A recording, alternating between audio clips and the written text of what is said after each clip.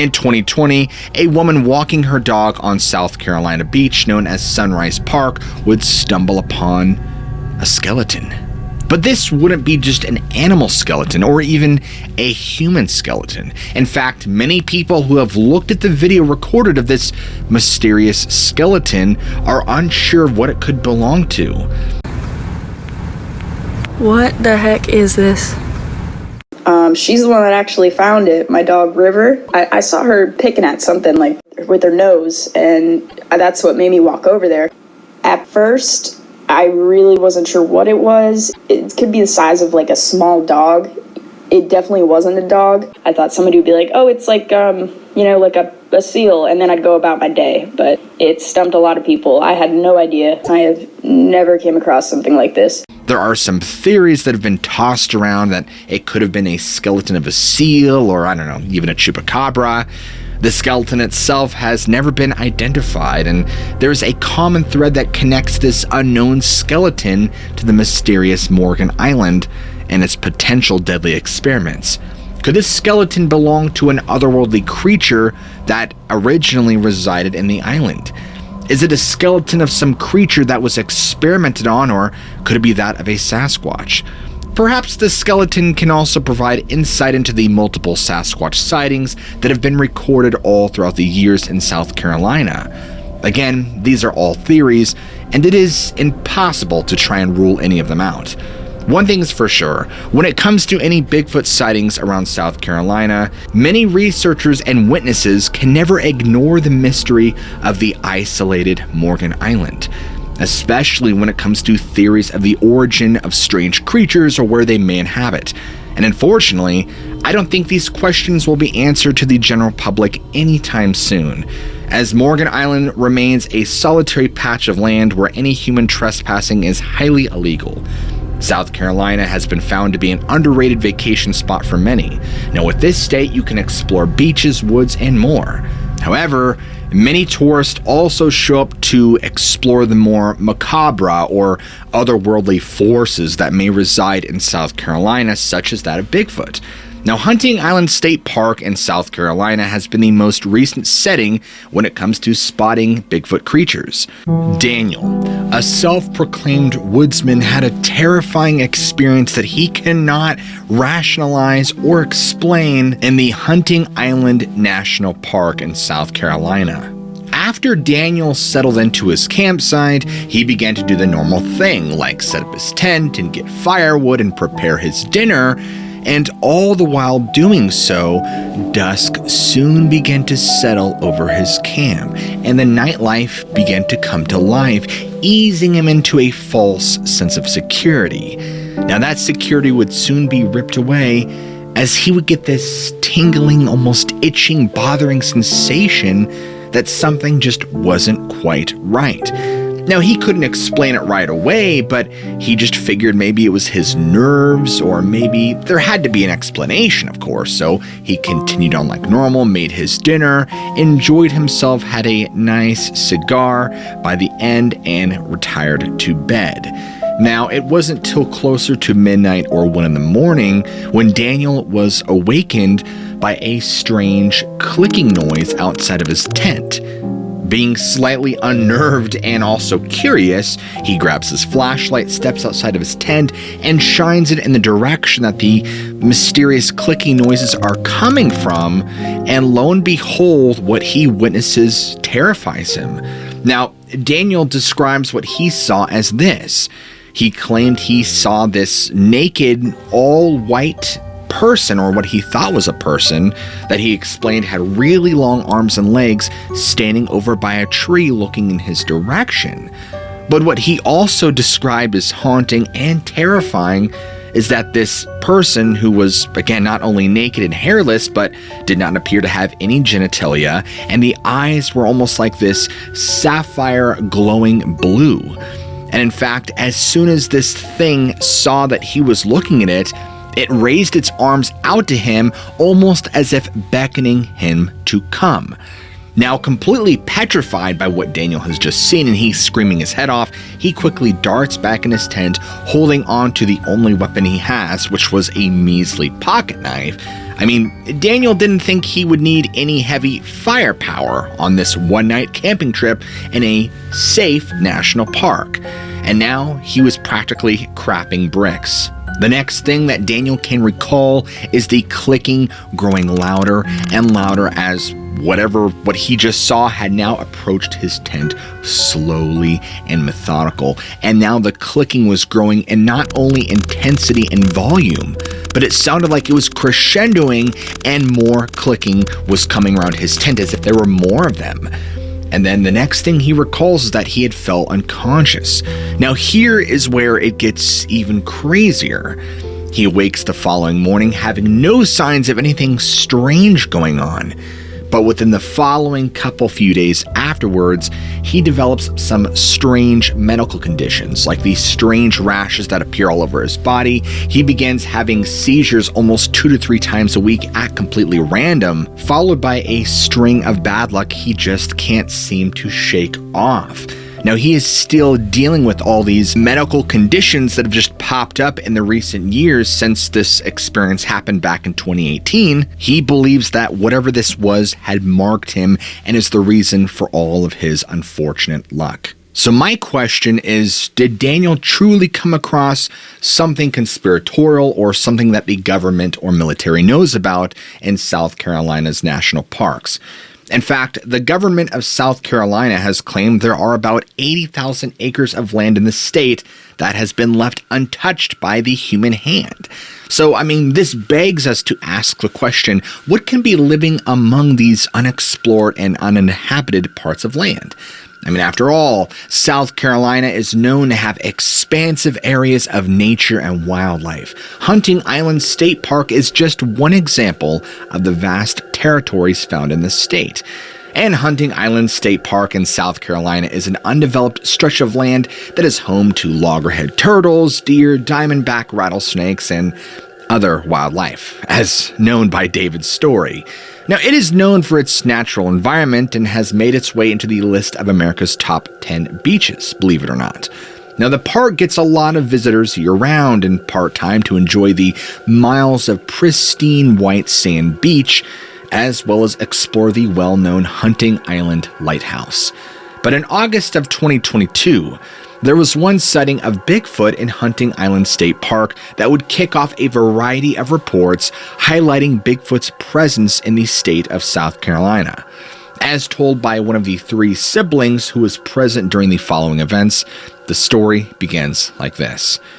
On Tuesday, August 2nd, 2022, my brother, sister, and I were visiting the lighthouse at South Carolina's Hunting Island State Park. The 3 witnesses were visiting a pretty monumental attraction, as the Hunting Island Lighthouse is the only publicly accessible lighthouse in South Carolina. Now, the 3 siblings explored the lighthouse and then left. They were traveling along the exit road to the lighthouse in the afternoon. My brother was driving the vehicle, with me riding in the front passenger seat and my sister being in the rear driver's side seat. The vehicle traveled along, but this fun trip would soon come to a shocking sight. While rounding a curve on the road, all 3 of the witnesses would come face to face with a creature quickly striding some feet in front of their vehicle. The creature was walking upright, taking strides quickly to our left, and disappearing into the brush on the left side of the road directly in front of us.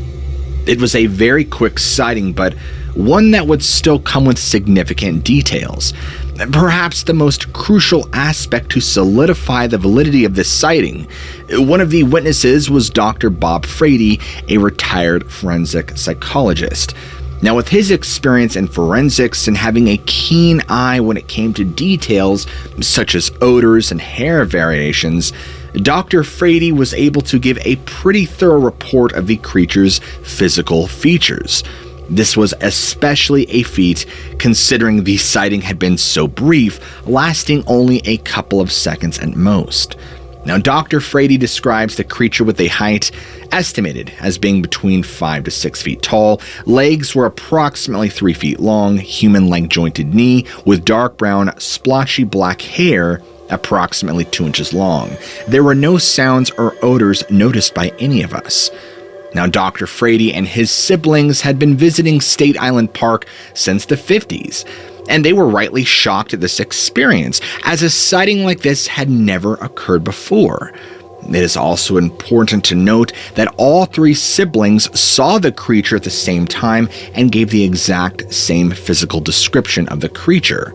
Now, Dr. Brady gave a sightings report to the Bigfoot Field Research Organization, also known as BFRO. The BFRO investigator, Matt Moneymaker, who is also the president, took Dr. Frady's report and put the sighting in the Class A category, which is the organization's highest ranking. However, even this experience seemed to upturn the BFRO's classification system. Moneymaker even stated, "This was in daylight 20 feet in front of the car. This is not just a Class A, but an A+." Now, in the report, Moneymaker also noted that this is the first multi-witness sighting, highly reliable, of a Sasquatch close to the shoreline of the Atlantic Ocean. Now, when asked about the report Dr. Frady had made with the park ranger just after the creature sighting, he said he hadn't heard back from the state and really didn't expect to. Working in government, I know as things go up in the chain of command, things tend to be squashed. No pun intended.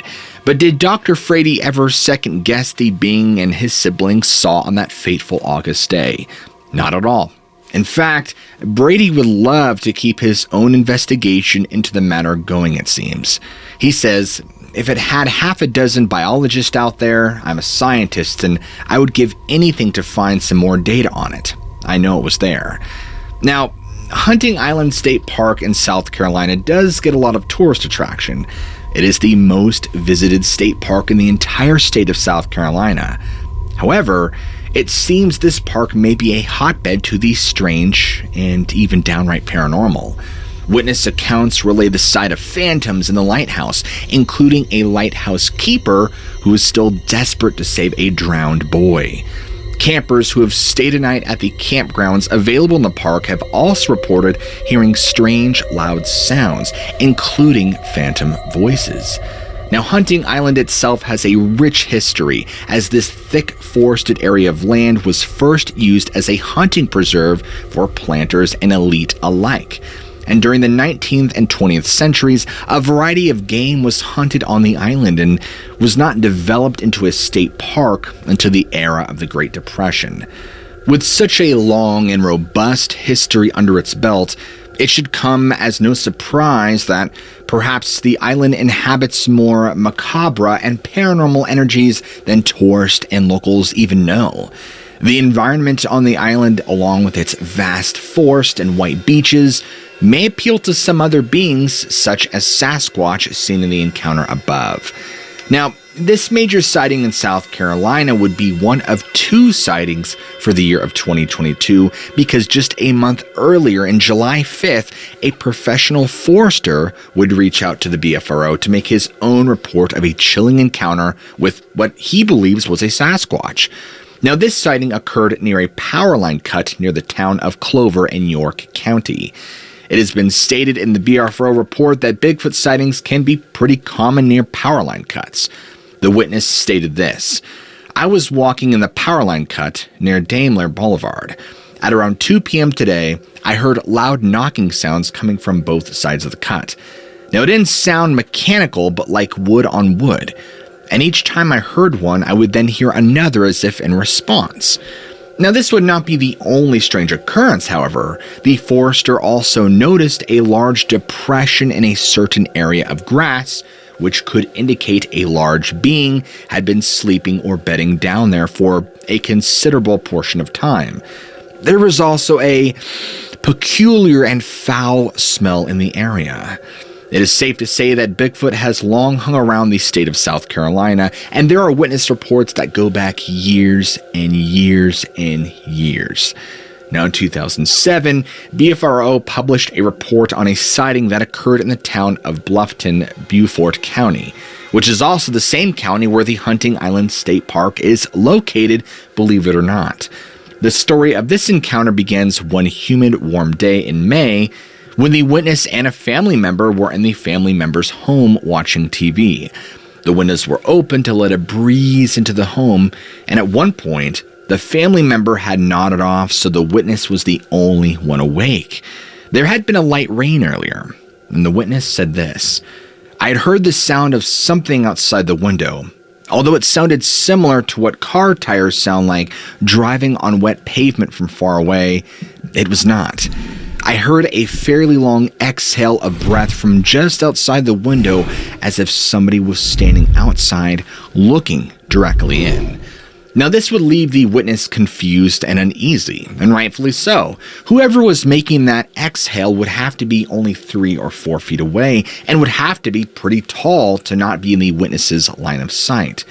Now, suddenly, there was another long exhale. Eager to get rid of whoever was stalking the property, the witness just began to yell out, "Get out! Get out!" to whoever or whatever was making these exhales.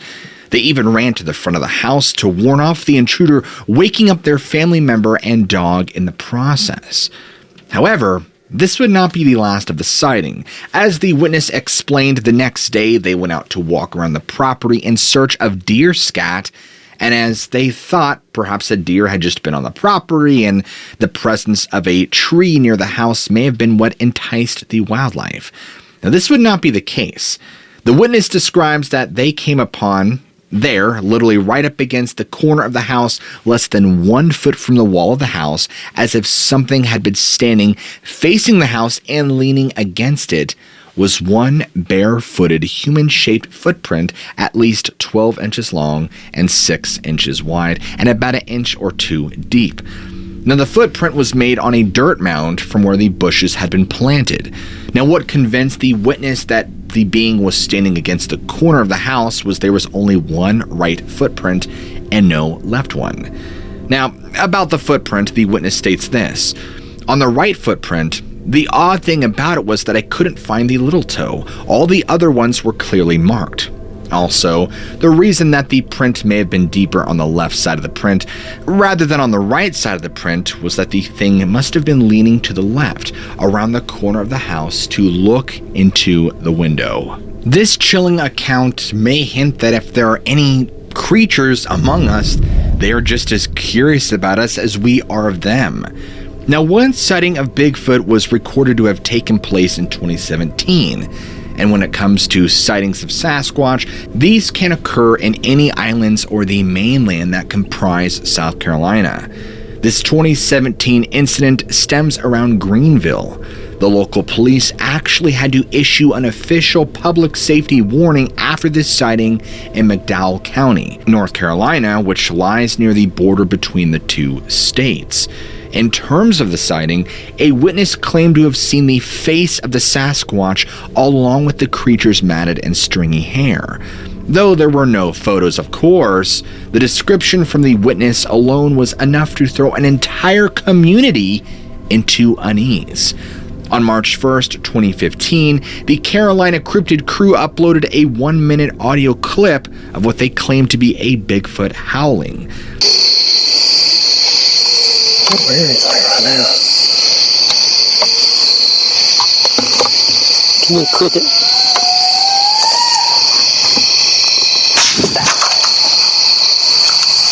Is that where it come from?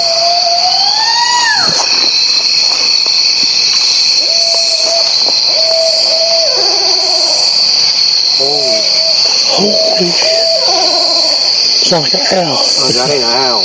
No, but I'm saying it sounds like an owl.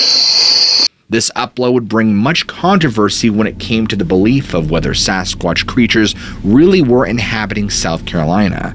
There has not been much audio captured of these creatures, so this audio is a great opportunity to try and listen to Bigfoot himself, along with the infamous Ohio Howl, if you know what that is. Now, who exactly are the Carolina Cryptid crew? The group itself was founded in 2013 by Carrie George, and George grew up in South Carolina. The particular county she grew up in has lived through a numerous amount of Sasquatch encounters on its own. Now, George remembers growing up listening to the stories of Bigfoot, and was catapulted into the theories and research of Bigfoot at a young age after being recommended a book by a librarian. However, Carrie George would not come into contact with the creature itself until adulthood in 2013. This was while walking through the woods of that same county to investigate reports of sightings in the area. Now, George says that she and other family members were walking along a trail when a hairy ape-like creature appeared from behind nearby brush. We stared at each other for what seemed like forever, but in reality, I'm sure it was no more than a few seconds. Then, it just turned around and left. It was about 7 feet tall, definitely a small one covered in red fur, and not at all what I expected I would see when I finally did get to see one of these creatures. Now, since 2013, the Carolina Cryptid crew has taken a scientific approach when it comes to collecting evidence of the existence of Bigfoot. George stresses that all evidence collection is done in the most sterile and professional way possible. So, has the group of researchers found anything that could imply Bigfoot exists?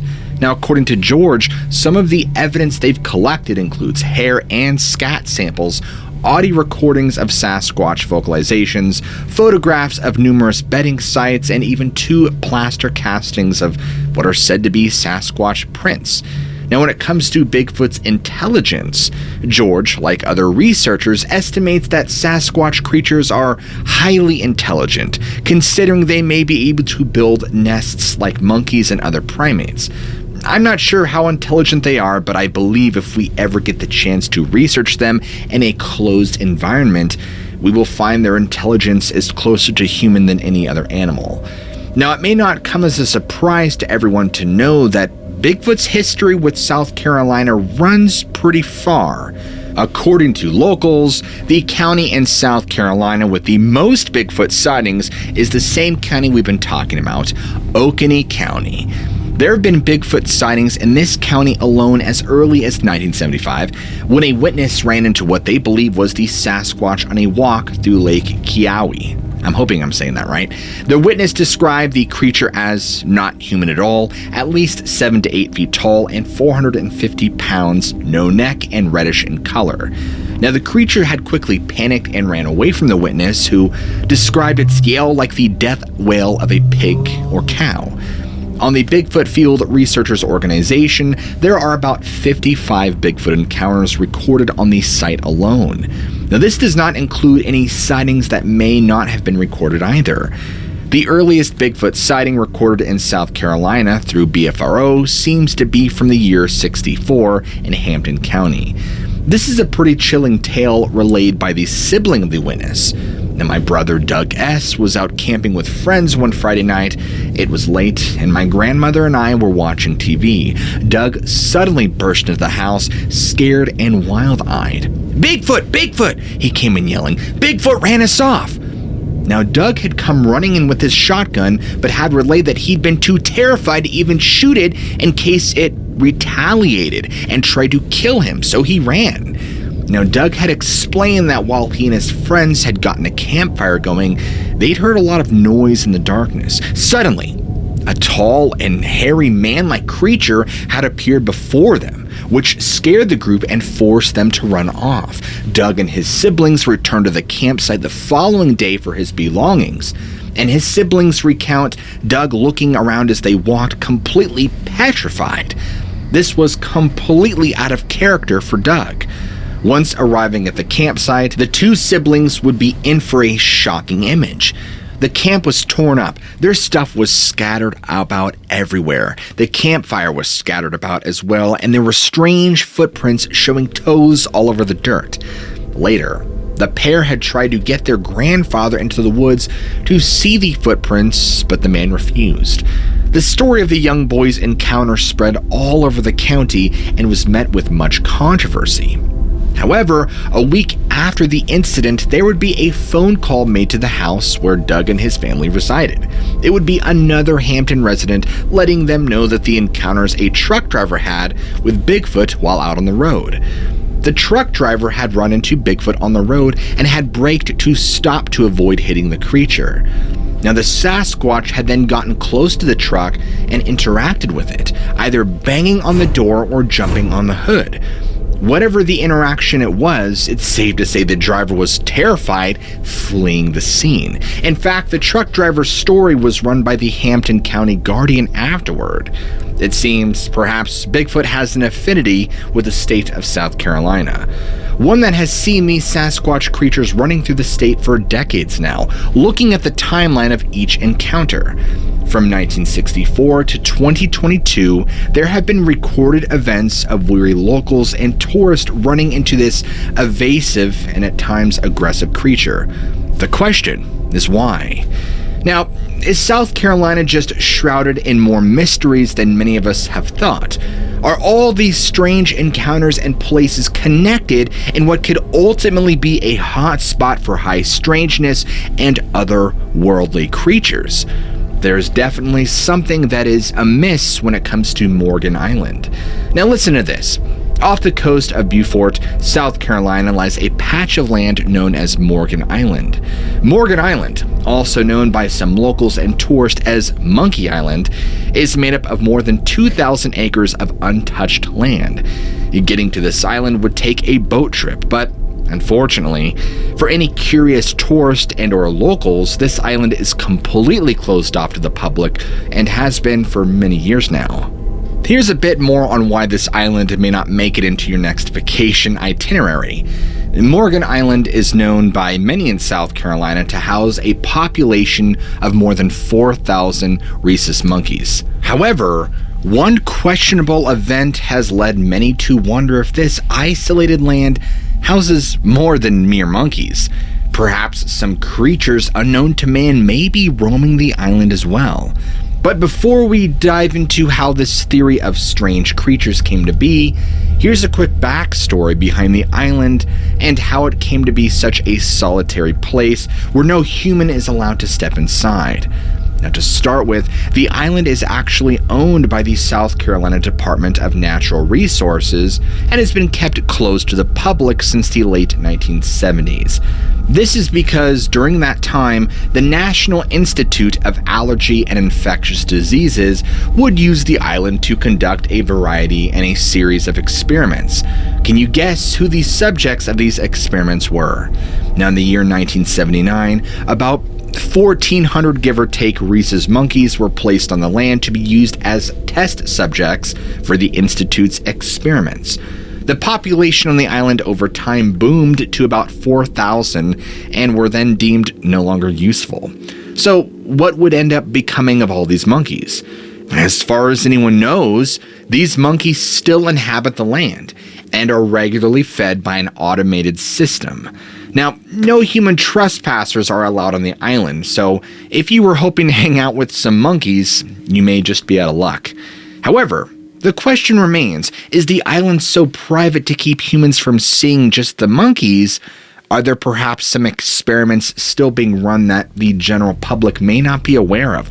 Or are there other creatures inhabiting the island that may be best kept away from the other populations? However, it's important to not forget that South Carolina has been a prominent spot when it comes to Bigfoot. Now, this lore has surrounded the state so much that there is even an annual Bigfoot festival held every year to entertain guests and visitors and share some of the story and lore behind the legend. There are still plenty of questions remaining when it comes to Bigfoot and its presence in South Carolina. Now, some of these questions include, is there a big Bigfoot population? Does the mysterious and elusive Morgan Island have any role in these creatures' presence? With this very recent Bigfoot sighting happening in 2022, is it safe to say another Bigfoot sighting won't take long to occur? All these questions and more remain when it comes to the Palmetto State. I don't know when we will get answers, but hopefully we will learn a little more in time. But more importantly, I want to know what you guys think. Be sure to let me know in the comments down below. I would love to hear from all of you. Also, if you're a fan of storytelling, the mysterious and supernatural, be sure to go ahead and smack that like and subscribe button for more content just like this. And as always, I love you all. Keep an open mind, and I'll catch you guys in the very next video.